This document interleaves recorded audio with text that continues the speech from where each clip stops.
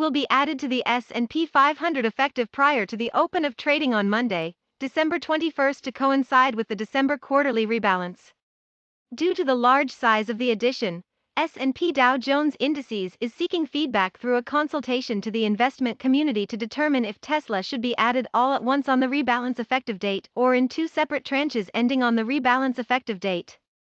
Tesla will replace a S&P 500 company to be named in a separate press release closer to the rebalance effective date.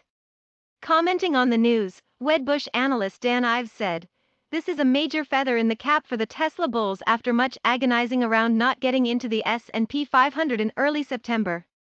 Ives believes the sustained profitability trajectory was the final straw that got the company into the S&P 500 this time around despite all the noise around tax credit boosts. Clearly this is a key positive for shares and indexing purposes and ultimately removes another question mark around the Tesla story going forward, he added. The firm maintains a neutral rating and $500 price target with a bull case $700. Subscribe now for breaking Tesla investor news.